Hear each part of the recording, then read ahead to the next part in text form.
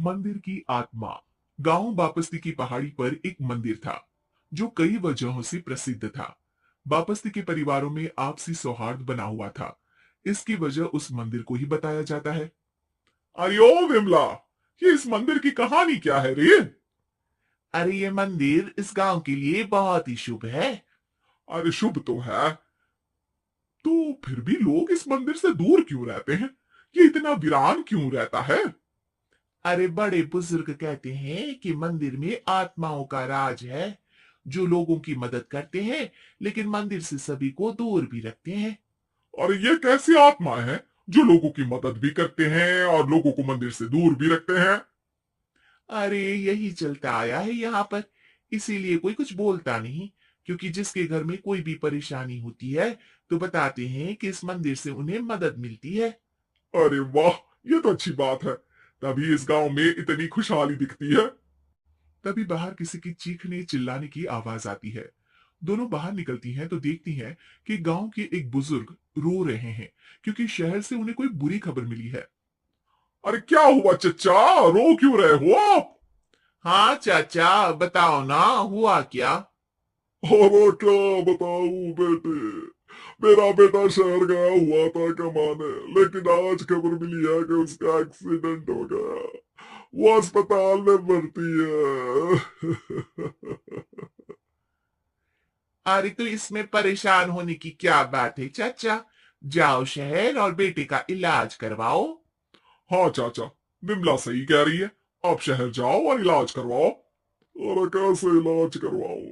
अभी पैसे नहीं है और शहर के अस्पतालों में इलाज का खर्चा लाखों में आता है।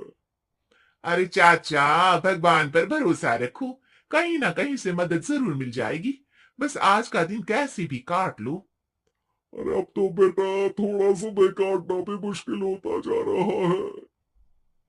देख कमला, तू ही समझा चाचा को। अरे पैसों का कहीं ना कहीं से इंतजाम तो जरूर हो जाएगा। अरे चचा, जब विमला कह रही है तो थोड़ा उस पर भी भरोसा रखो। चलो आपको घर छोड़कर आ जाती हूँ। उसके बाद कमला उन बुजुर्ग को लेकर चली जाती है और विमला मंदिर की ओर चली जाती है। विमला मंदिर की सीढ़ियों पर चढ़ती हुई दूर से नजर आती है। उसके बाद वो आंखों से ओझल हो जाती है। उसी रात उस बुजुर्ग के घर के बाहर एक थैला रखा हुआ मिला। बुजुर्ग उस थैले को देखते ही चौंक पड़ा क्योंकि उसमें 5 लाख रुपए रखे हुए थे। वो बुजुर्ग सुबह दौड़ा दौड़ा गांव के दूसरे बुजुर्गों के पास गया। और मंगल भाई सुनो, मेरे घर के बाहर ये पैसों से भरा बैग रखा हुआ मिला है। अरे किसका है ये भाई? अरे भैया, मुझे क्या पता। तभी उधर से कमला और विमला निकलती है। और बेटा सुन तो, देख ये क्या रखा हुआ था मेरे घर के सामने। कमला और विमला हैरानी से देखती है। अरे वाह, देख विमला, तूने कहा था ना कि कोई ना कोई मदद जरूर करेगा। अरे भगवान सबकी मदद करते हैं। ये पैसों की मदद भी भगवान ने ही भेजी है। और क्या। अब चचा सोच क्या रहे हो, शहर जाओ और बेटे का इलाज करवाओ।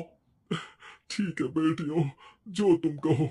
चलो निकलता हूँ शहर बेटे का इलाज करवाने के लिए। अरे विमला, एक बात तो बता, ये इन्हें मिले तो कैसे मिले पैसे?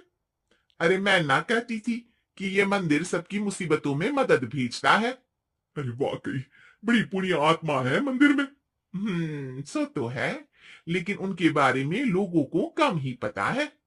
अच्छा, और तुम्हें क्या पता है? अ, जितना पता था वो तो बता दिया। ना रे ना, मैं नहीं मानती। तू कुछ तो छिपा रही है। अरे कुछ ना छिपा रही, जो पता था वो बता दिया। मंदिर से लोगों को मदद मिलती है, बस इतना ही पता है। ठीक है बाबा, अब नहीं पूछूंगी।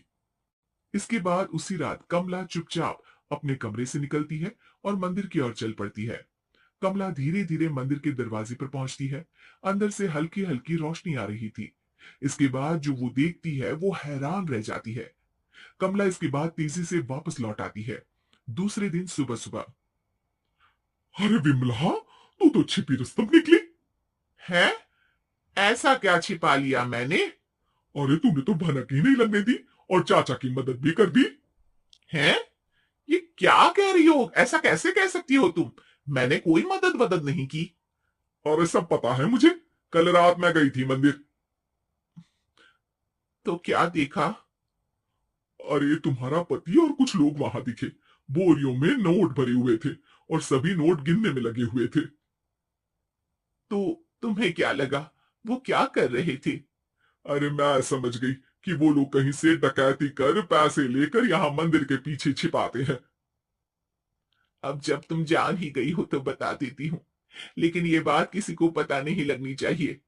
मेरे पति डकैती नहीं डालते हैं, बस उन लोगों से पैसे छीनते हैं जिन्होंने गलत तरीके से पैसे बनाए हैं।